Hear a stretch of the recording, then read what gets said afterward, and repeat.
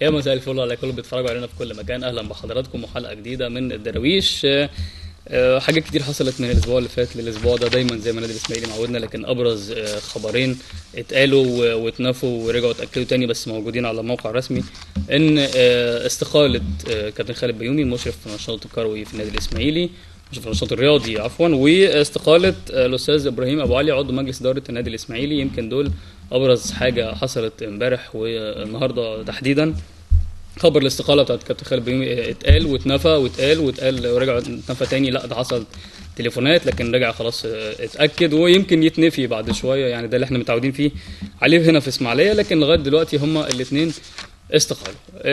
الاسباب اللي اتقالت في تدخل في عمل كابتن خالد بيومي، ورجع قال لا ما فيش تدخل، ورجع اتقال تاني لا في تدخل، يعني نتيجه واحده بس. هو في الاخر قال جمله ان اللي عاوز يخدم النادي بيخدمه من اي مكان سواء جوه النادي او بره النادي.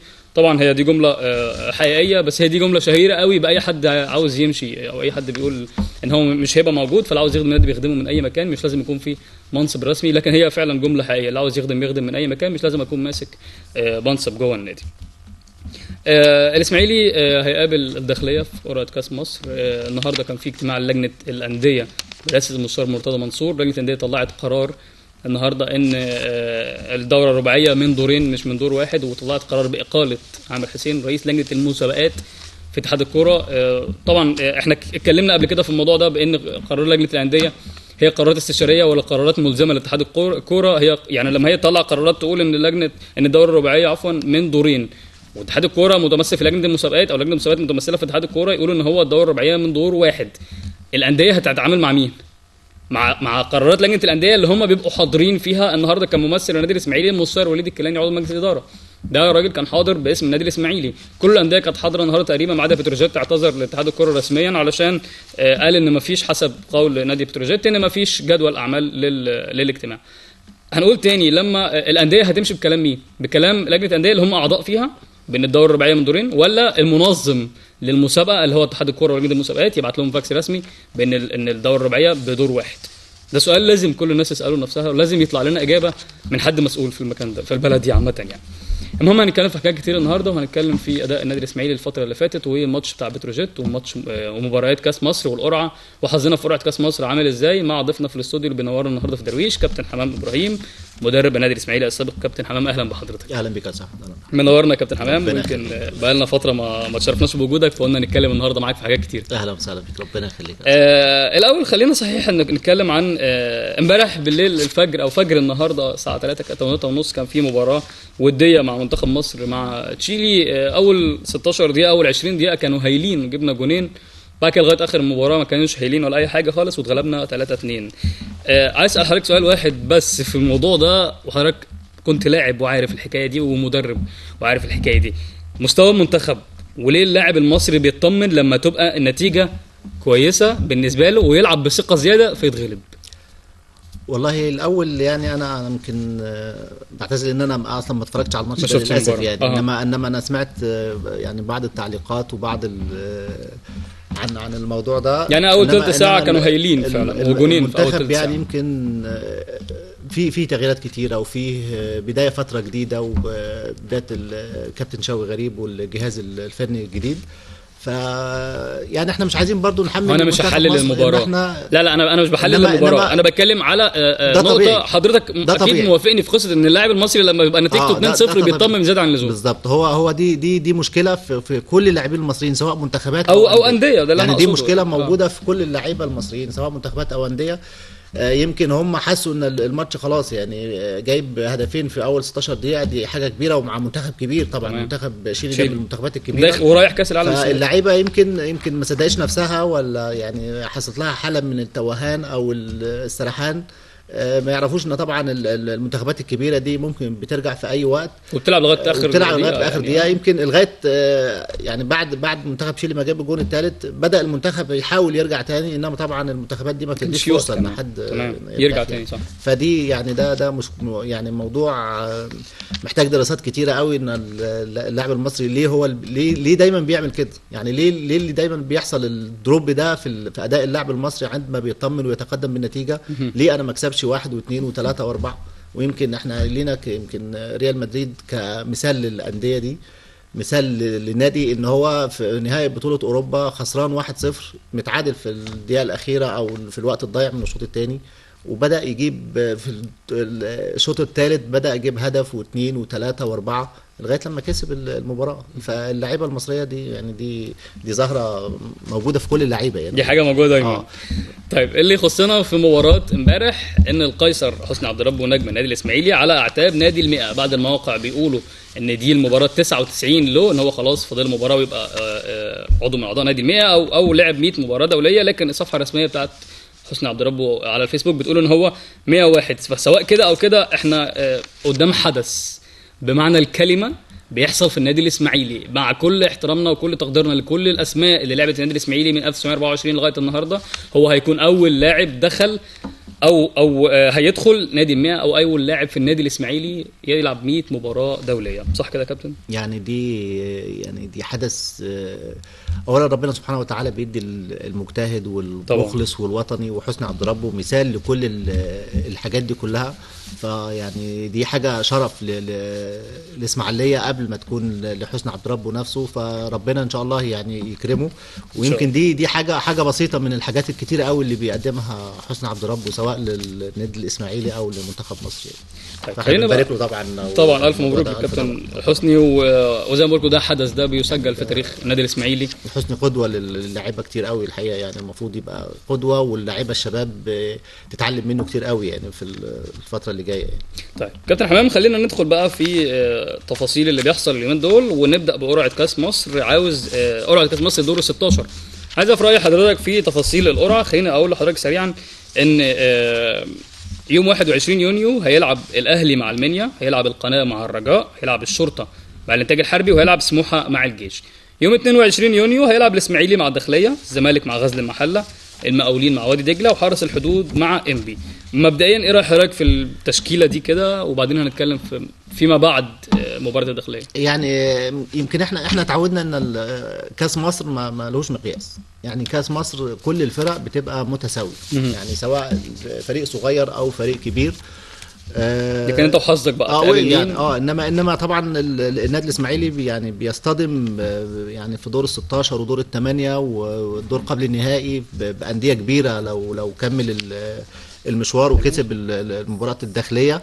يعني عندنا طبعا فريق الداخليه من الفرق الجيده كافراد وكمستوى. يمكن هم في الدوري السنه دي مش بمستوى السنين اللي فاتت، انما هم عندهم فرقه كويسه وعندهم مدير فني، عندهم استقرار في حاجات كتير. فاعتقد ان مباريات الكاس دي ما لهاش مقياس يعني.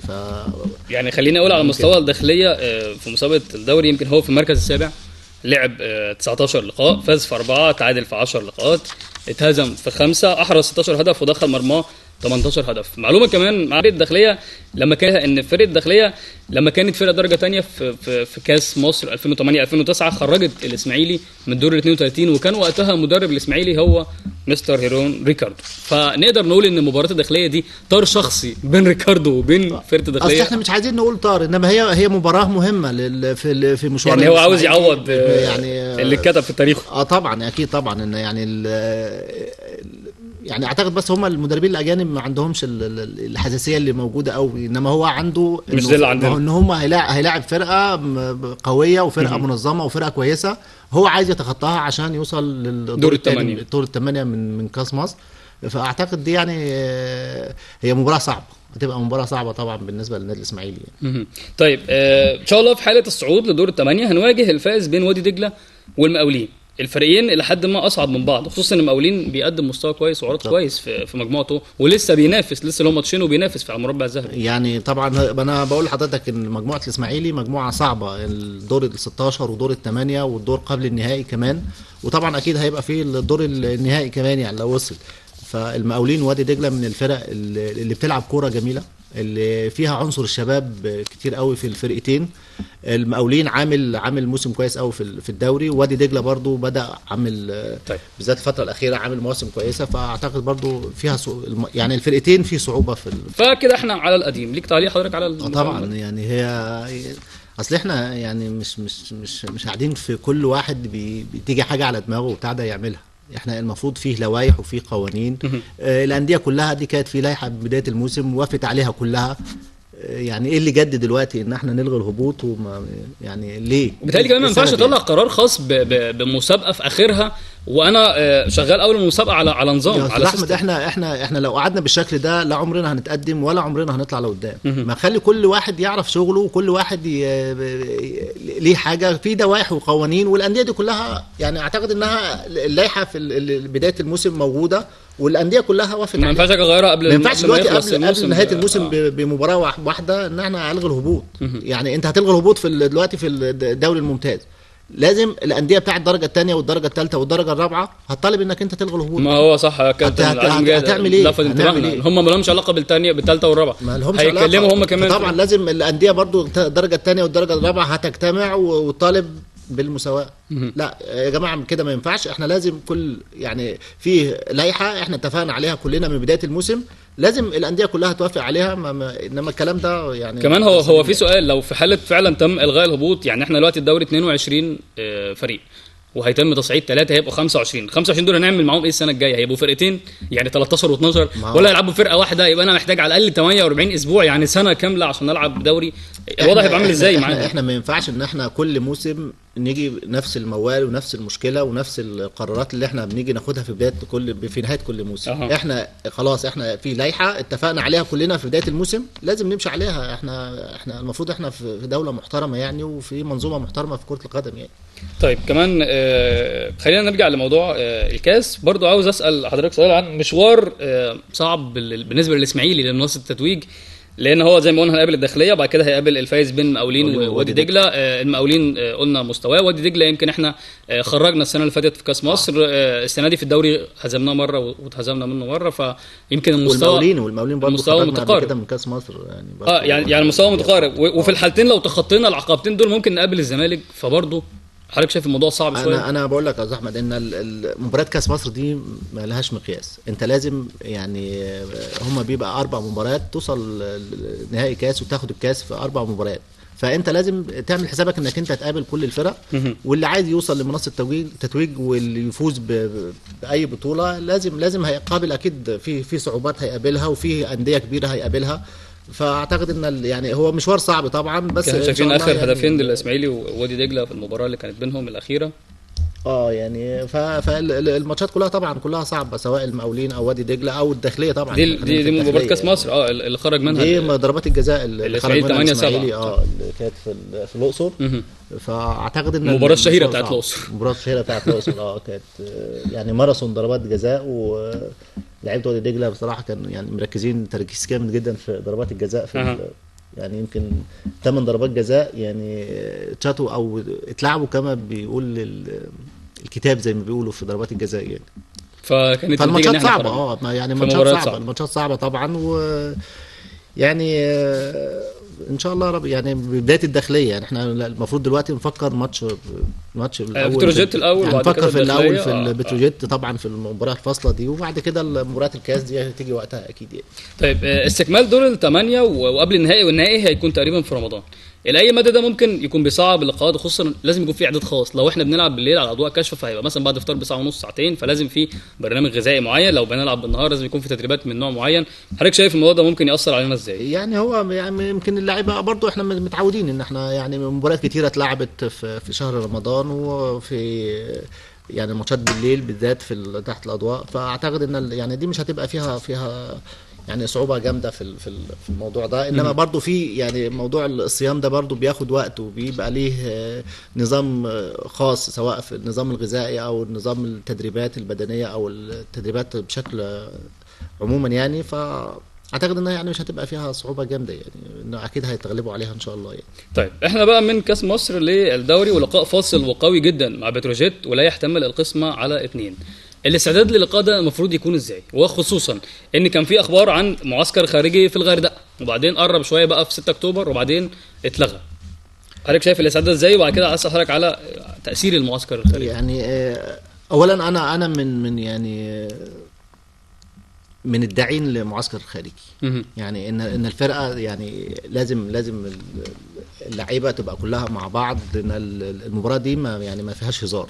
يعني مباراه كان لازم يكون في معسكر خارجي. لازم يعني يكون في معسكر، ده افضل للعيبه، تبقى كلها في مكان واحد، التجمع مكان واحد، الكلام والحاله النفسيه بتاعت اللعيبه والكلام طبعا الجهاز الفني معاهم، كله يبقى منصب على هذا، ما فيش اي تاثيرات خارجيه عن اي لاعب، سواء في اي حاجه تاني غير المباراه ده. دي فايده ان يكون في معسكر خارجي. يعني انا كنت هسال حضرتك بصفتك لاعب وبصفتك مدرب، بيفرق معاكم المعسكر الخارجي عن ان احنا نبقى قاعدين هنا في فندق اللاعبين وننزل فندق اللاعبين، وفي لعيبه طبعا بتبقى في بره في بيتها وفي اماكنها، في لعيبه بتبقى بتسافر مسافات بعيده، ممكن بتروح في مسافات بعيده.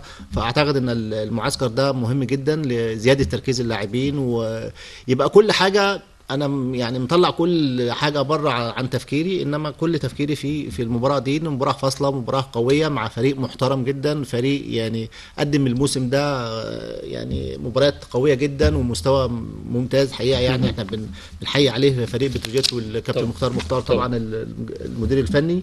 فاعتقد ان المعسكر الخارجي مهم جدا في الظروف اللي زي دي دلوقتي يعني. طيب كان عندنا مشكله في خط الهجوم ظهرت بغياب جون انطوي والايقاف الاربع مباريات، حضرتك شايف ان ازاي ممكن تتعوض المشكله دي، خصوصا ان مباراه المنيا باين قوي ان وجود جون انطوي في مكانه كان هيفرق كتير؟ المشكله دي يعني هي مش وليده اللحظه، يعني المشكله دي يعني موجوده من بدايه الموسم، او من يعني احنا بنعتمد على المهاجم الاوحد اللي هو يعني هو كل تفكيرنا وكل تركيزنا. حصل له حاجه نحتاس احنا، حصل له حاجه، لا انما الموضوع ده ان انا لازم يكون عندي مهاجم واثنين وثلاثه وكلهم على مستوى واحد. تمام. احنا شايفين طبعا يعني وانا دلوقتي ده مش عندي، احلها ازاي؟ يعني احنا في طبعا في اكيد بدايل، احنا عندنا يعني حسني عبد ربه، عندنا عمرو السوليه بيقوموا بالادوار الهجوميه بشكل مميز، عندنا محمد زيكا اللي انا شايف من وجهه نظري انه اتظلم السنه دي بشكل كبير جدا. بمعنى ايه؟ يعني انا كان عندي سؤال بتاع محمد زيكا بس انا قلت مش هساله لان انا مش هتكلم في القصه دي تاني. انا كان نفسي يعني محمد زيكا من اللعيبه، يعني بمعنى ايه اتظلم؟ بمعنى ان هو اتحمل فوق طاقته، بمعنى ان هو جاي. طبعا محمد لعيب كويس ولاعيب يعني يمكن يا كابتن دي مباراه اسماعيلي وبتروجيت الاخيره اللي كسبناهم 1-0 تقريبا، لان ودي كمان كانت اول مباراه لريكاردو، بس هو ما كانش بسرعه نتيجتها انه كان جاي قبلها ب 24 ساعه. انما انا هتكلم بس على محمد زيكا، ان هو كان اول ما جه مباشره اتحطت عليه امال واتحققت عليه يعني حاجات كتير قوي، ان هو المنقذ، ان هو اللي هيجيب الدوري للنادي الاسماعيلي، ان هو اللي هيكسب الاسماعيلي في كل المباريات، ان هو اللي هيكسب الاسماعيلي، ان هو هيحرز اهداف كتيره قوي زي ما كان بيعمل مع المقاولين.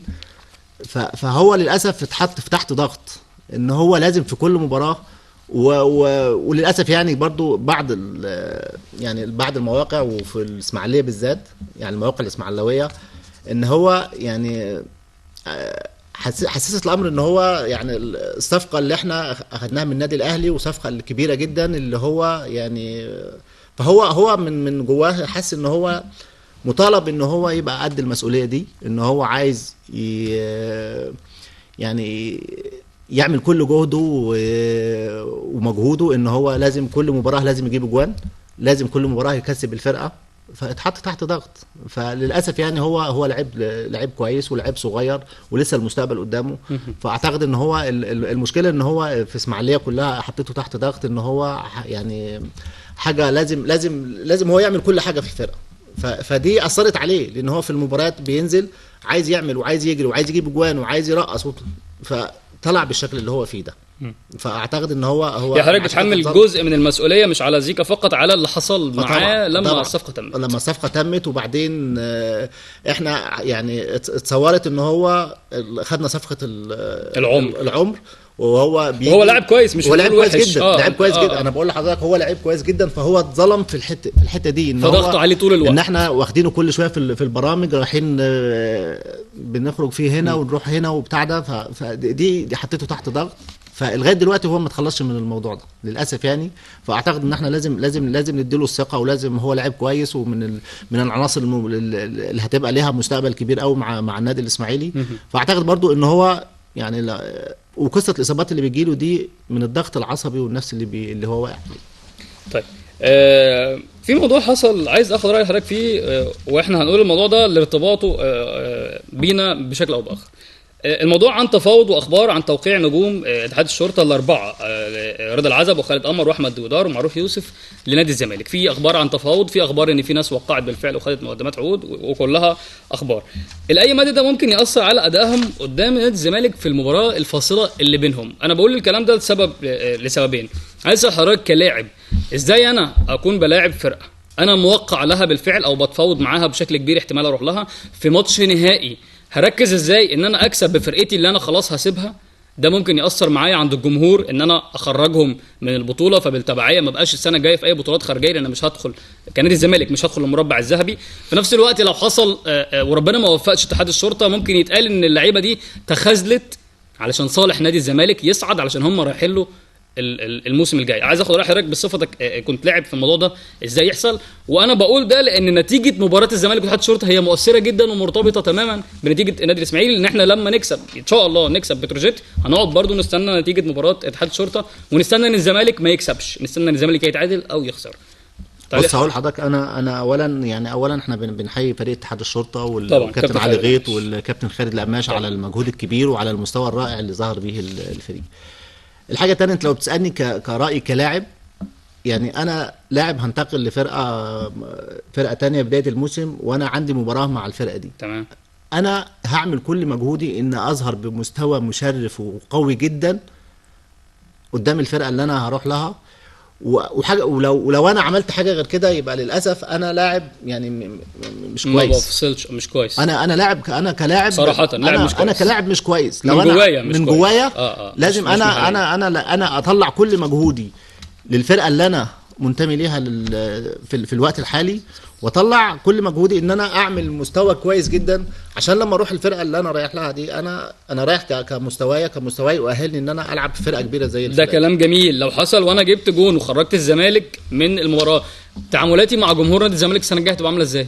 لو جمهور زعل مني ان انا بساعد الفرقه اللي انا بلعب فيها، طبعا، لان انا احترافيا المفروض ادي اتحاد الشرطه لغايه اخر دقيقه، لان انا ادي اتحاد الشرطه لغايه اخر. بس هو في مصر احنا عاطفيين اكتر من احترافيين. ما هو للاسف احنا يعني الجمهور مش هيبص لنا ناحيه الاحتراف، هيقول انت جاي تلعب عندي وانت خسرتني وخرجتني من دوري رباعيه، وبالتالي مش عارف اشارك في ولا بطوله عربيه ولا بطوله افريقيه. هو انا طب انا عايز يعني الجمهور هيبص لها كده. انا عايز اسال حضرتك سؤال، هو اتحاد الشرطه يعني يستاهل السنه دي ان هو يوصل دوري رباعيه ولا مش؟ باللي عملوه يستاهل طبعا. فاتحاد الشرطه لو اتغلب من الزمالك، كل المجهود، والاسماعيلي كسب بتروجيت، كل المجهود اللي اتعمل ده في الفتره اللي فاتت دي كلها راح على اللعيبه وعلى الجهاز وعلى اداره النادي وعلى المسؤولين في اتحاد الشرطه اللي هم موفرين كل الامكانيات ان هم يعملوا موسم كويس.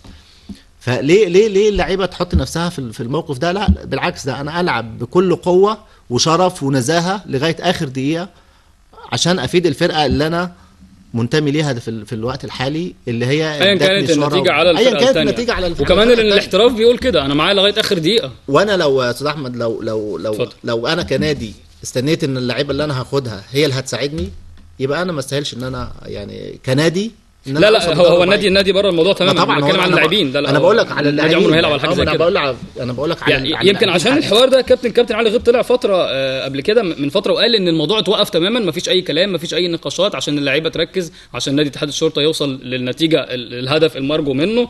لكن برضه غالبا في وكلاء لاعبين او الكلام شغال اكيد. الكلام شغال غالبا، الكلام شغال. ويمكن انا في تصريح لرئيس نادي الزمالك ان هو في 4 لعيبه تقريبا يعني خلاص خلصوا في نادي الزمالك، يمكن ما قالش اسماء، بس اكيد طبعا فيهم من لعيبه اتحاد الشرطه يعني. طيب ان شاء الله في حاله الصعود للمربع الذهبي، حضرتك تفضل او شايف ان الاحسن اللعب بنظام دور واحد ولا بنظام دورين؟ دور واحد. حضرتك شايفين المقترح؟ لا هو دور واحد. ليه؟ لان يعني احنا دلوقتي في موسم مفيش وقت. احنا عايزين يعني دلوقتي احنا زي ما بنقول في موسم استثنائي، عايزين نخلص الموسم ده على خير، وهتبقى كل المباريات على ملاعب يعني كلها ملاعب محايده، يعني مش هتبقى فيه ميزه ان انا هلعب في نادي او عندي استاد اعوض او عندي انما يعني اعتقد ان يعني دي افضل، لان الموسم خلاص يعني شايفين مباراه الاسماعيلي والنصر على الهوا اللي كانت في كاس مصر الاخيره، فيعني يفضل. وبعدين احنا زي ما بنقول يا استاذ احمد، احنا قررنا من الاول حاجه نكملها للاخر وبتاع ده، مش واحنا ليه بنيجي في اخر لحظه وعايزين نغير؟ ما ليه؟ انا الانديه كلها يعني اقلمت نفسها ان الدوره يعني الرباعيه هي بدون واحد فكره العقد متابع. شريعه إنما المتعاقدين، يعني انا بدات مع حضرتك على اتفاق اكمله لاخره، ما اجيش قبل اخره واغير الاتفاق، فحضرتك اكيد مرتب امورك على بالظبط حاجات انك تانية. انت لو غيرت حاجه لازم تغير كل البنود اللي هتعملها، فليه يعني. طيب بالنسبه للقاءات النادي الاسماعيلي، خليني اتكلم مع حضرتك بالتواريخ شويه عشان نشوف احنا ممكن نعمل ايه. لقاءات الدوره الرباعيه هتبدا يوم 27 يونيو ان شاء الله، لو كسبنا بتروجيت ونتيجه الزمالك ساعدتنا ان احنا نصعد. هتبدا يوم 27 يونيو و2 و7 يوليو.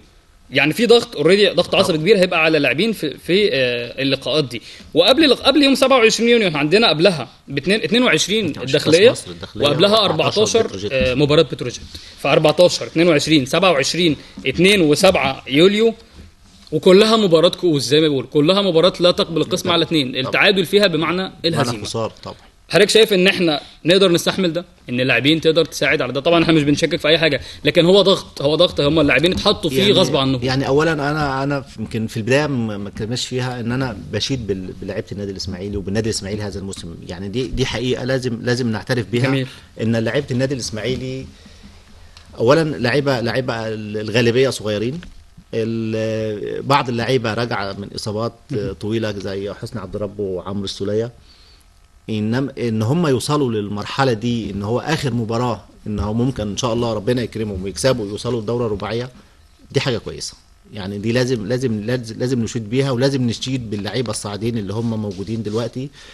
لان يعني احنا يمكن برضو اللعيبه دي حملناها برضو زي ما انا بتكلم عن زيكا، اللعيبه دي برضو لعيبه صغيره، كل لعيبه انت مطالب باللعيب صغير، بتلعب 6 لعيبه او ولا 7 لعيبه في الفرقه صغيرين، بتطالبهم ان هم يكسبوا دوري وياخدوا دوري وينافسوا على دوري وينافسوا على كاس. كابتن انا يهمني اجابه حضرتك في الجزئيه دي، فخليني اكملها مع حضرتك بعد التليفون. ليك تعليق يا كابتن حمام ولا نكمل؟ لا نكمل. طيب كنا بنكمل في جزئيه ان اللاعبين وضغط المباريات، وحضرتك قلت لي ان اللاعبين معظمهم برضو زي مشكله زيكا، ان عليهم ضغط، وان عليهم ضغط لان هم، انا بقول لك ان هم لعيبه لسه صغيرين، لعيبه لسه يعني محتاجين وقت لان هم يدخلوا في اجواء المنافسه، ومع ذلك بينافسوا لغايه اخر مباراه طبعا. ودي حاجه تحسب لهم. تمام. انك انت اللعيبه الصغيره دي محتاجه، يعني محتاج جنبه لعيبه كبار عشان يسندوه، انما انت دلوقتي بتطالب اللعيبه دي ان هي تبقى هي يعني هي اللي بتساند وهي اللي بتخلص. والحقيقه يعني يمكن احنا عندنا لاعب ظهر بمستوى كويس قوي اللي هو الوحش، يعني عمر الوحش ابن الكابتن طارق الوحش اللي بنقدمه للتحيه دلوقتي. تمام. انما هو اللعيبه دي، فاحنا في لعيبه صغيره عندنا مستقبل كويس، عندنا لعيبه كبار بيحتضنوا اللعيبه دي، فاعتقد ان وصولهم لغايه دلوقتي لنهايه الدوري وهم بينافسوا على الصعود للدوره الرباعيه، ولما يصعدوا ان شاء الله الدوره الرباعيه بينافسوا على بطوله الدوري، فاعتقد دي حاجه كويسه وحاجه تحسب لهم. طبعا. وحاجه تحسب للنادي الاسماعيلي اللي هو طول عمره كل سنه بيعاني من نفس المشكله، وبيقدم لعيبه كويسه وبيقعد يعني لغايه اخر الوقت بينافس على البطوله. طيب هنتكلم عن موضوع المشكله بتاعت اللاعبين دي لكن بعد التقرير. لكن قبل الكليب ده عاوز اسال حضرتك سؤال. المجموعه الاولى الاهلي 34 نقطه، سموحه 34 نقطه، الاتحاد 30 نقطه، والمقاولين 29 نقطه، كل المجموعه او الاربع فرق دول تحديدا هم ليهم مباراتين. احنا عندنا الزمالك، اتحاد الشرطه، الاسماعيلي، بتروجيت ليهم مباراه واحده. عايز اعرف حضرتك بدون مجامله، تتوقع مين اقرب للصعود للدوري الرباعيه؟ مين الاربعه من الثمانيه اللي ممكن يصعدوا؟ يعني الاقرب لغايه دلوقتي الاهلي وسموحه من المجموعه الاولى. تمام.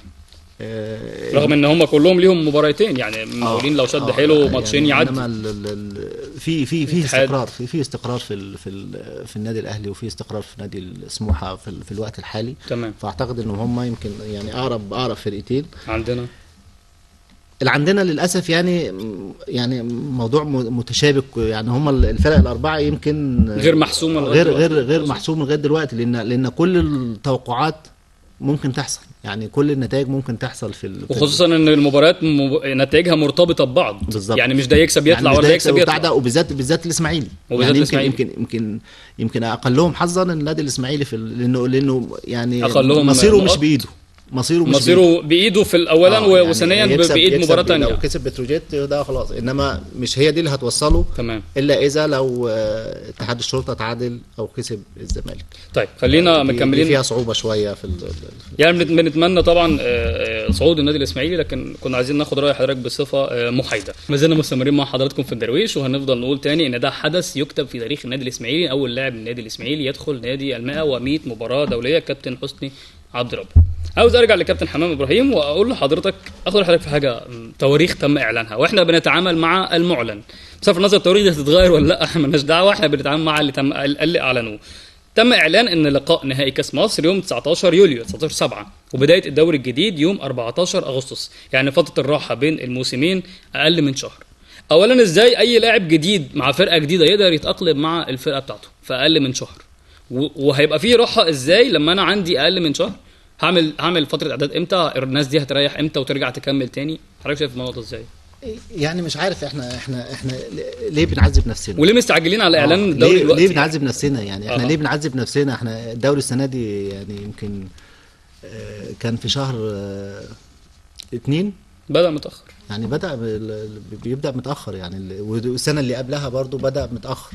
ليه يعني ليه شهر في ظل الضغوط اللي كانت بتحصل للفرق والسنه دي اتأجل الميعاد يجي 6-7 مرات يعني، وتأجل كتير، وفي لاعيبه هتنتقل من انديه لانديه، في اجهزه فنيه هتتغير، في حاجات كتير هتتغير وبتاع ده. لازم احنا يعني ندي فرصه لنفسنا ان احنا يعني نريح شويه، وندي فرصه للانديه ازاي تقدر ترتب امورها، تتعاقد مع اللعيبه الجديده بشكل كويس باجهزتها الفنيه بشكل كويس، يبقى في راحه بين يعني احنا مش مستعجلين قوي ان احنا نلعب الدوري في شهر 8 من 19 يوليو ل 14 اغسطس يعني ليه يعني ما نلعب في الدوري في بدايه 10 في شهر 10 في 15/9.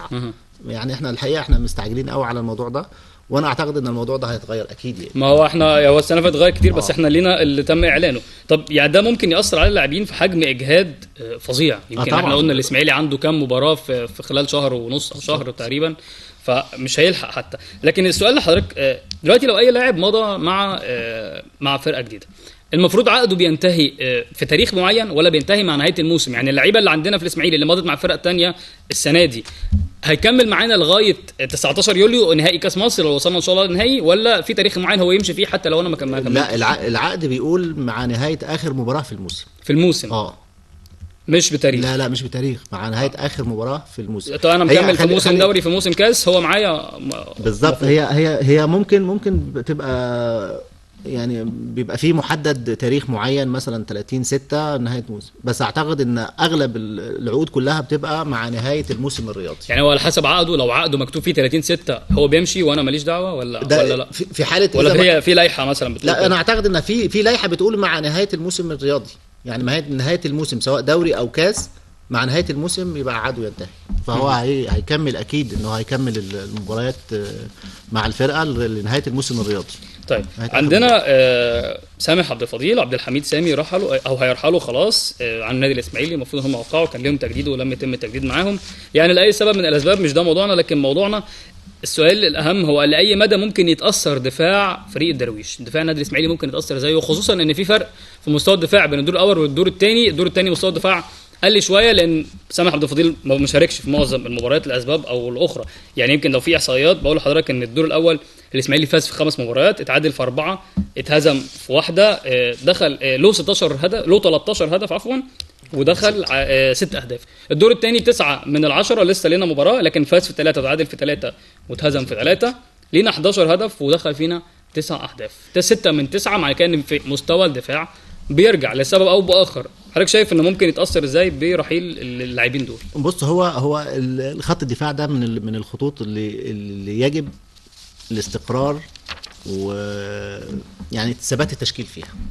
يعني اللعيبه لازم بتلعب مع بعض كتير قوي، بتلعب مباريات كتيره، بيبقى فيه تفاهم وفيه تجانس بين اللاعبين ما بينهم وما بين بعض. اعتقد كان عبد الحميد وسامح من اللعيبه يعني من الموسم الماضي ان هم لعبوا مع بعض يعني مباريات كتيره قوي، فحصل بينهم انسجام تام وحصل بينهم تفاهم. الاثنين بيكملوا بعض بشكل كويس، وبيقروا بعض وبيقروا تفكير بعض وكده. فاعتقد ان هو ده برضو اثر على الفريق، ان هو كان فيه يعني بعض التغييرات اللي حصلت. ويعني يمكن دي مباراه الاسماعيلي والمنيا كان فيها اخطاء دفاعيه كتيره يعني. طبعا يعني الاسماعيلي المباراه دي طبعا كان فيها يعني صعبه جدا، ازمه طبعا هي اللي عملت الازمه لغايه دلوقتي، يعني هي اللي عملت الازمه، هي اللي محيرانا في النتيجه لغايه دلوقتي في النتيجه، ومخليانا مصيرنا مش في ايدينا. يعني هي اللي مخلينا مصير الاسماعيلي مش في ايدينا بسبب ان الدفاع وبسبب ان جون انطوي مش موجود. فاعتقد ان يعني سامح وعبد الحميد دول اثروا يعني، الا اذا انت بتتكلم على الموسم ده ولا يعني والفتره اللي جايه كمان يعني. انت لازم تتعاقد مع يعني لعيبه على مستوى عبد الحميد سامي وعلى مستوى سام عبد الفضيل، عشان اكمل ما اجيبش لعيبه صغيرين لسه ابدا اشتغل عليهم. اعتقد ان يمكن احمد سامي من اللعيبه الكويسه، يعني لاعب بتاع التليفونات بني سويف، من اللعيبه الكويسه، وعمل موسم كويس جدا مع الفرقه يعني. فاعتقد انما خلي بالك انا عايز بس اتفضل، يعني اللعيب اللي بينتهي عقده ومش هيجدد مع النادي، انا لازم استفاد بكل اللعيبه لنهايه يعني سامح احنا مش شايفينه بقالنا كتير لنهايه الموسم. وانت انت باعت سام عبد الفضيل في وقت صعب، يعني في وقت انك انت محتاج مدافع قوي، محتاج مدافع عنده خبره. انا خلاص اللاعب مش هيجدد معايا، خلاص انا يعني هو حر، انما انا استفاد بيه في الفرقه لغايه نهايه عقده. وحاجه تانية يعني، انا مش عايز نستنى لغايه يعني بعد كل سنه بنستنى لغايه اخر وقت عشان نفاوض اللعيبه ان احنا نجدد معاهم. دي مشكله حصلت. ما احنا ويمشوا الكابتن ونرجع نجيب لعيبه جديده ونطلع تصريح ان احنا بنبني فريق جديد. احنا نقعد لغايه امتى نبني فريق جديد؟ والا لو ده هدفنا فنعلنه ونخلص ونريح الجمهور اللي مستني بطوله يعني كل يوم. يعني انا دلوقتي انا بتعاقد مع لاعب 3 سنين، اول سنتين خلاص ما فيش مشكله، قبل بدايه الموسم الاخير معاه انت هتتكلم معاه في بدايه الموسم. انت مش اخر يوم في السنه الثالثه، لو انا محتاجه في الفرقه هتكلم معاه، انت هتبقى موجود معايا ولا مش موجود معايا، عشان انا كمان يعني بقى فيه بدايل، ان انا اطلع بدايل في بدايه الموسم، صح، مش في اخر مباراه واخر الموسم زي كل ما يجيش. يمكن احنا السنه اللي فاتت لما كنا في الجهاز كابتن صبري وكابتن اشرف كان معانا احمد خيري وكان معانا عمر جمال واحمد علي، وفضلتوا تلعبوا بيهم للاخر. وبرضه هو جالكم يا كابتن انتقادات ان الناس دي ماشيه بتلعبوهم ليه؟ السنه دي بنقول سامح ماشي ما بيلعبش ليه؟ فهو يعني الناس انا دلوقتي بس عشان الوقت انتهى. لو في معلومه انا استبعدته دلوقتي. مين اللي خسران؟ انا اللي خسران. ده قلنا السنه اللي فاتت، هو احمد خيري كان بيهدف لغايه اخر وقت، احمد علي كان معانا لغايه اخر وقت، يبقى الفرقه هي اللي خسران. كابتن حمام ابراهيم بشكر حضرتك جدا، مدرب النادي الاسماعيلي السابق، شكرا لحضرتك جدا، واتمنى تشرفنا ثاني في الدراويش. شكرا ان شاء الله. بشكر كل فريق العمل وبشكر حضراتكم جدا. استنونا السبت الجاي الساعه 11 في حلقه جديده، وتصبحوا على خير.